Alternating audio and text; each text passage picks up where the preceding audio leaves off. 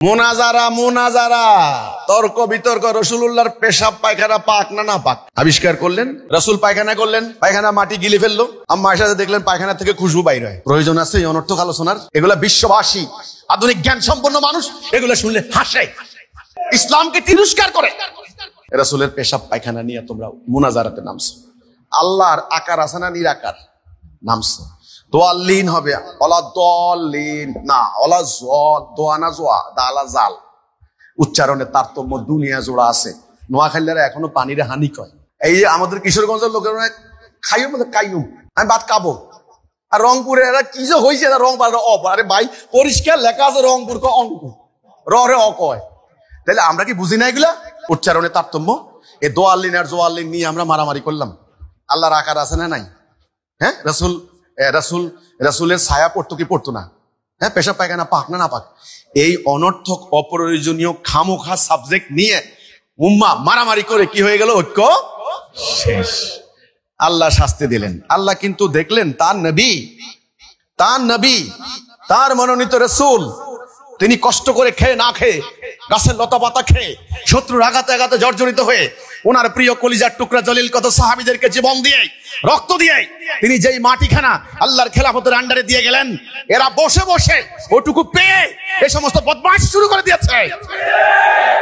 এই জন্য আল্লাহর গজব অবধারিত। আল্লাহ বললেন এবার আমার লানত শুরু। আল্লাহ কিন্তু সময় দেন। আল্লাহর একটা সুন্নাহ, কিন্তু আল্লাহর সুন্নাহর কোনো পরিবর্তন নাই। তিনি হুট করে আপনাকে আমার মতো আপনার মতো টেম্পার্ড হয়ে যান না। না, তিনি সময় দেন, তিনি অবকাশ দেন। দেখে ফিরে কিনা, তওবা করে কিনা, ভুল বুঝে কিনা। যখন দেখে আর ফিরবে না, তখন অনিবার্য ফয়সালা চলে আসে। এটাই সূরা তওবার 38-39 আল্লাহ কোরআনে বললেন, এই বেরিয়ে পড়ো আমার রাস্তায়, ইনফিরু খিফাফান ওয়া সিকালান। এটা আপনারা জানেন। যা আছে খেজুরের ডাল দিয়া যদি আমার রাসূল বিজয় করতে পারেন, তোর কাছে যা আছে বাইরে কি নাই, আজকে তোমার কাছে কি নাই? 180 কোটি তুমি, পৃথিবীর তেল সম্পদ তোমার, তুমি বিরাট বিরাট আলেম, মুফতি, মৌলানা, পণ্ডিত, আল্লামা, শায়েখ, ইংরেজি জানো, ফার্সি জানো, আরবি জানো, সব জানো, কি নাই তোমার কাছে? আল্লাহ বললেন বেরিয়ে পড়ো আমার রাস্তায় সংগ্রামে। তোমার উপর ফরজ করে দিলাম, কুতিবা আলাইকুমুল কিতাল, ফরজ তোমার জন্য যুদ্ধ করা ফরজ। কারণ দিন প্রতিষ্ঠা করতে হবে, না হলে মানুষ শান্তি পাবে না। বেরিয়ে পড়ো। কতক্ষণ করবা? হাত্তা লা তাকুনা ফিতনাতু ওয়া ইয়াকুনু দ্দীনু কুল্লুহু লিল্লাহ। হাত্তা কথার অর্থ কি মুফাসসিররা বলেন? হাত্তা কথার অর্থ কি? আমি 2 আলিফ টানি নাকি 1 আলিফ টানি? আলিফ টানাটানের দিকে যাইয়েন না। এখন যদি আমি বক্তব্য দিতে চাই, হাত্তা খাড়া আলিফ না হোতা আলিফ? হোতা আলিফ না খাড়া আলিফ? আমি হোতা আলিফ আর খাড়া আলিফ নিয়ে দেখি নাই। আমি এই আয়াতের যখন ইংরেজি মিনিং পড়লাম, টিল দেন ততক্ষণ পর্যন্ত যুদ্ধ চলবে, ততক্ষণ সমগ্র পৃথিবীময় সত্য দিন প্রতিষ্ঠা না হবে। তোমার উপরে দায়িত্ব। তোমাকে বলা হয়েছে কুতিবা আলাইকুমুল কিসাস, কিসাস করো। কিসাসের মধ্যে তোমাদের জন্য জীবন রয়েছে। তোমার জনগণ জানে কুতিবা আলাইকুমুস সিয়াম, রোজা ফরজ। তোমার জনগণ কিসাস ফরজ জানে না কেন? তোমার জনগণ কিতাল ফরজ জানে না কেন? জানানো হয় নাই। পরে আমরা যখন জেহাদ বাদ দিলাম, আল্লাহ লানত আসলো, অন্য জাতি আমাদের উপর চাপাই দিল। প্রথমে হালাকু খান কঠিন মার দিল। ভাই ওফ, এই যত কেতাব লেখছে না সব জ্বালাই দিছে হালাকু খান, সব জ্বালাই দিছে। জ্বালাই দিলে কি হবো? ওই যে ভিতরের মগজ তো পয়সা গেছে। আল্লাহর মায়ের তবুও কিন্তু দাঁড়ায় নাই তারা। এরপরে আসলো ব্রিটিশরা, একেবারে পুরা ইউরোপিয়ানরা, পুরা আমাদেরকে গোলাম বানায়া দিল পায়ের নিচে দিয়া। এবার ব্রিটিশরা পরিকল্পনা করলো মুসলমানরা তো করে আর মাথা উঁচা করতে দিমু না দুনিয়াতে। তারা অনেক কষ্ট তো করে পায়ের নিচে দিছি, এইবার তোদেরকে শিক্ষা দিল। তারা মাদ্রাসা বসাইলো, একদিকে সাধারণ শিক্ষা কলেজ বিশ্ববিদ্যালয়, আর একদিকে হলো মাদ্রাসা, দুইটাই তারা দিছে। মাদ্রাসার মধ্যে 146 বছর 26 জন খ্রিস্টান প্রিন্সিপাল, তালিকা আমি তুলে ধরছি এখানে। সিলেবাস কারিকুলাম তারা ঠিক করলো, কি পড়াবে কি বাদ দেবে তারা ঠিক করলো। জেহাদের আলোচনা তালা, কেতালের আলোচনা তালা, এগুলা কথা বললে কিন্তু মায়ের আলোচনা করবি টুপির মাহাত্ম্য, টুপির গুরুত্ব, টুপির ইম্পর্টেন্স, টুপির সব, দাড়ি, দাড়ি কাটলে রসুল্লাহ কলজা কাটিয়ে লেবো। দাড়ি হলো একটা, দাড়ি কদ্দুর রাখবে, দাড়ি নিয়ে মাসলা, পাল্টা মাসলা, আরো মাসলা।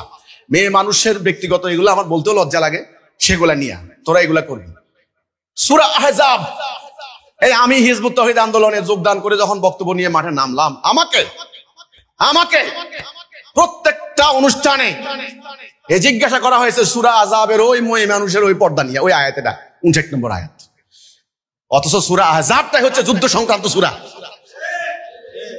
একটা লোক এই প্রশ্ন করলো না সূরা আহজাব কেন, আহজাব মানে কি, কিসের সম্মিলিত সামরিক বাহিনী, কম্বাইন্ড মিলিটারি ফোর্স, আর্মি, রাসূলুল্লাহকে ধ্বংস করে দেওয়ার জন্য, মদিনা ভিত্তিক রাষ্ট্রকে ধ্বংস করে দেওয়ার জন্য একত্রিত হয়েছে। ওই ঘটনা অবলম্বনে সূরা আহজাব একটা প্রশ্ন করে না, 60 নম্বর আয়াতের মধ্যে ওই পর্দার বিধান নিয়ে। বলেন কি শেখাইলো মাদ্রাসায়? দাড়ি, টুপি, পাগড়ি, টাকনু, ডাইন কাতে শোয়া, মিলাদ, মেয়ে মানুষের পর্দা, মেসওয়াক, ঢিলাকুলু, শীতকালে 3টা, গরমকালে 7টা, শুরু। এটা শিক্ষা দিয়ে লক্ষ লক্ষ আলেম বেরিয়ে গেছেন। আলেমরা কি করে খাবেন?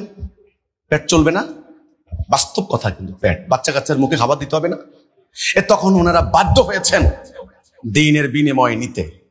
ইমামতি করে খাবেন, মুর্দা দাফন করে খাবেন, ওয়াজ করে টাকা কামাই করে খাবেন, দোকানদার উদ্বোধন করবেন, বাচ্চা কাচ্চার নাম রাখবেন, 40 খাবেন, আকিকা করাইবেন, সেখানে টাকা নিবেন। মানুষকে হুজুর আমরা নোয়াখালীর এটা দেখছি আর কি, আমি নিয়ত করছি কয়টা আলেম খাওয়াবো, আমার বাপ মারা গেছে তো আজকে 40 দিন হয়ে গেছে, আমরা কয়টা আলেম খাওয়াবো, আপনারা কয়জন? তো হুজুরে দাঁড়িয়ে ঠিকঠাক করে বলতেছে যে আমার তো তালেবে এলেম টেলেম সব 40 জন হইব। এই গ্রামে আমি দেখছি, এখানে আমার গ্রামের লোকেরাও আছেন, 5000 টাকা দিচ্ছেন, 2000 টাকা কম দিল কেন, এটার জন্য ঝগড়া কইরা। আমি আলেমদেরকে এক হিসেবে দোষ দেব কিভাবে? তাদের তো উপায় ছিল না, উপায় নাই, তারা রাষ্ট্র হারিয়েছেন। তো নবী করিম সাল্লাল্লাহু আলাইহি ওয়াসাল্লাম রাষ্ট্রপতি ছিলেন, তারা তো আর রাষ্ট্রপতি নয়। রাসূল বিচারপতি ছিলেন, চিফ জাস্টিস, প্রধান বিচারপতি। তারা এখন বিচারকের জায়গায় নাই। তারা ওই কুতিবা আলাইকুমুল কিসাস এই আয়াত পড়ে লাভ নাই, জনগণকে পড়ে যাওয়া লাভ নাই। কিসাস মানে বদলা, সমপরিমাণ বদলা, এটা আপনারা জানেন। এটা দণ্ডবিধি, আইন আদালতের ব্যাপার। আপনি বললে কি আইনে শাস্তি দিতে পারবেন? এখন দেন, রাষ্ট্র লাগবে। সুদ ভিত্তিক অর্থনীতির কথা, সুদের ওয়াজ করে লাভ নাই। সুদ নির্মূল করতে হলে রাষ্ট্র ব্যবস্থা লাগবে, রাষ্ট্র ছাড়া সুদ নির্মূল করতে পারবেন না। রাষ্ট্র ব্যবস্থা ছাড়া ইসলাম হবে না, এই কথাটা কি আপনাদেরকে বুঝাইছে কেউ? কেন বুঝায় নাই? ওয়াজ মাহফিলে খালি মেয়ে মানুষের পর্দা পর্ষিদের ওয়াজ কেন? মাদ্রাসায় এটাই সিলেবাস করানো হয়েছে।